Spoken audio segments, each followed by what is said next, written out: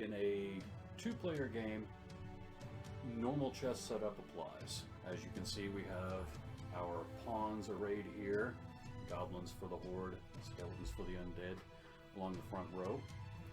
And then moving outward, we have our kings and queens mirroring each other, bishops, knights, and rooks, all in an 8x8 grid as per standard chess rules. And as you can see on the flip side, as John just stated, So the first thing that needs to be said about Dead Man's Chess is this is not just another chess game variant. This is more accurately described as a miniature tabletop battle game using chess-like pieces and moves. As you set up, everyone will pick their faction.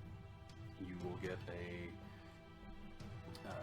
play mat, which includes everything you need to know to play the game. Each faction has its own unique abilities, which we will get into a little later. In addition to making a standard move, you also have the battlefield phase, in which you will draw a battlefield card, which allows you extra moves or special moves, all dependent on whether or not you actually have the pieces to do what the card says, obviously. You will also have the opportunity to upgrade your pieces with boost cards, which you will roll to be able to draw one. And these will improve one of your pieces, either how it moves, how it attacks. Each one is unique, and each faction has its own unique set of upgrades. We also have epic acts, which work kind of like spells or game-changing abilities. They are harder to get than boosts to upgrade your pieces, but they are also much more powerful. In each round, players will move an average of 2 to 3 pieces. So once again, I cannot stress enough, this is not chess. Another important difference from regular chess is if you lose your king in Dead Man's Chess, you are not out of the game. Your army will continue to fight. What matters at the end is who has the most points left standing. So now what I'd like to show you is an example of an opening turn for a player in Dead Man's Chess. I am playing with the Horde here, and so my first step will be the boost phase. All of this is laid out on your player map. For the boost phase, I roll 1d6. I did not get a 6, so I do not get to draw a boost card. So I will begin with my next step, which is to draw a battlefield card. So this gives me a special move.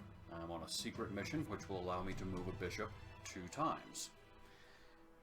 You can make a standard move and a battlefield move, both on one turn, and you can do them in any order. The only thing you can't do is split the battlefield move with the standard move. You have to do one, then the other. I couldn't, for example, with this one, which allows me to move a bishop twice, I couldn't move a bishop, move a pawn, then move that bishop again. Just for clarity. So, normal chess moves apply. I will move one of my pawns up. This guy, which frees up my bishop to make his secret mission move, in which case he will move out. Let's go. Yeah. Move here, and on his second move, he will move in for the attack against this undead pawn. And another way in which Dead Man's Chess is different from standard chess is that captures are not automatic. Just because you've moved into an opponent's space does not mean you take it. You actually have to fight for the space. To do that, you will roll attack dice.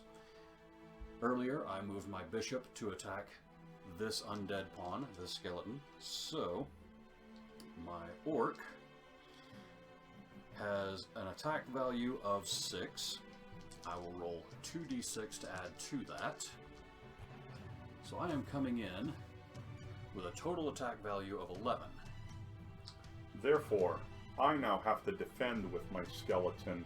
My skeleton is a defense value of 2. I'm going to roll 2d6, so 2 plus 5, in this case, is not enough. We are at 7. So, therefore, even though I was not able to surpass his roll, or equal his roll, because the defender always wins the ties, I therefore get the ability to try and block. I get to roll this captured die. If I roll captured, then I remain captured. But if I'm able to roll this shield, I stop the incoming attack. Therefore, I'm going to go ahead and roll.